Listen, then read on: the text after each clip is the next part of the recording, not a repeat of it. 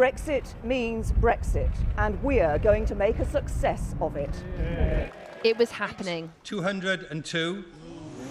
The noes to the left, 432. Then it was up in the air. Now, with a Conservative majority and a withdrawal agreement finally passed in Parliament, Brexit is steaming ahead. To come out of the EU customs union. But with 2 false starts for Brexit Day last year and endless political turmoil, it's perhaps little wonder that many companies are still unsure of what to prepare for. Ever since the referendum, businesses have been begging for certainty about how Brexit will affect how they operate. Well, how's this for clarification? In today's Financial Times, the Chancellor has said by the end of the year we'll no longer be in the customs union nor the single market. Sajid Javid told business leaders to end their campaign to stay aligned with Brussels, telling them they've had 3 years to prepare for this. Uncompromising in his message, the Chancellor went on to say, "There will not be alignment. We will not be a rule taker." But he conceded, "There will be an impact on business one way or the other. Some will benefit, some won't." The British car industry, alongside aerospace, pharmaceuticals and food, relies on a fast-moving supply chain across the EU.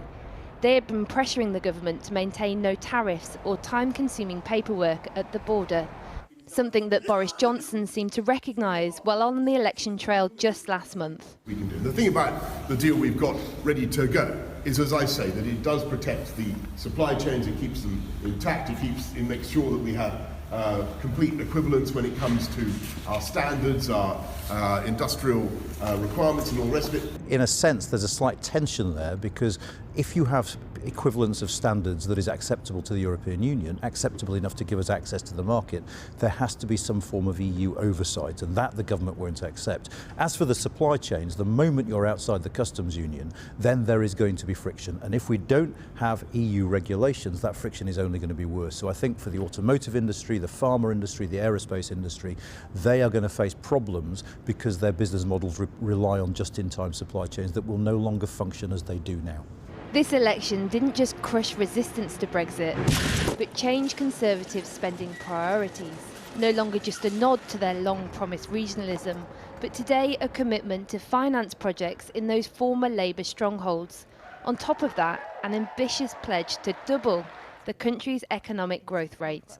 Well, it's certainly very ambitious, and I'd say ambitious to the point of almost being fantasy economics. There are a whole host of reasons why he will struggle to get that kind of growth rate in this Parliament. So investment takes a long time to feed through into economic growth.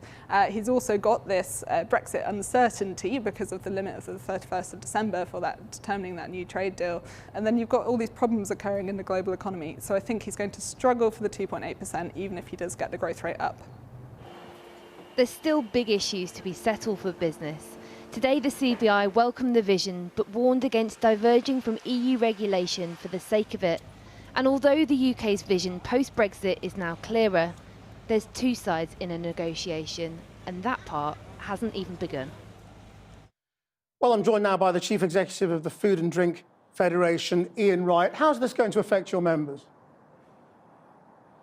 Well, it depends how much friction there is in the system after the negotiation, and I think that's the key point. The Chancellor said today, or said in his interview, incidentally conducted rather appropriately in a sandwich shop, that he wanted us to move away from the EU, not to be a rule taker, but he was very unclear on which regulations he wants to keep and how the whole process will work.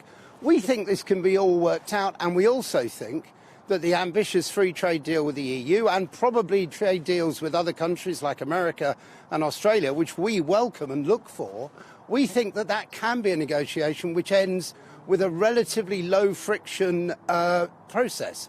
And that's the test we set for the government. If these negotiations are to succeed for manufacturing industry, there has to be the minimum possible friction. Right, but does it mean that prices will rise if there is any friction in the system, because that adds delays and more work? Yeah, more friction equals more cost, and that cost has to go somewhere.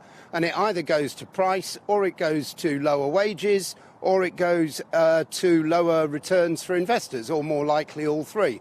There's nowhere else for it to go. That's how the economics of the industry works. And in food and drink, we're operating on margins of 2 and 3%. So any increase in cost, either from extra paperwork or more checks, or indeed from tariffs for some reason, will make us uneconomic, and a fifth of our product which goes to the EU will be at risk. So you can make it work. Yeah, we can get Brexit done, but we will pay for it. It'll cost us more. Now, the Chancellor has sort of implied that, you've had 3 years to work this out, as if you could have been doing something about it. What could you have been doing in those 3 years that you haven't done? Well, since the Chancellor doesn't know which regulations will apply and which won't, and since our colleagues in DEFRA don't know, and since we've had, as your correspondent pointed out, 2 false starts on a no-deal Brexit, and we still face the prospect, maybe remote, of one on the 31st of December, it's a little bit difficult to know what industry should have been doing when government itself didn't know what it was doing. So you're still just waiting, basically. There's nothing more you can do now, even after this statement. You've just got to wait and see what happens. No, we're in active discussions with the government, and I've got very high hopes, actually, of how this will work. I'm an optimist. Our industry is very positive about the way we can move forward with government, and I've got a lot of confidence in people like Michael Gove, if they're doing the negotiation, that they will deliver. But as I said just now, the test for the government is to deliver free trade.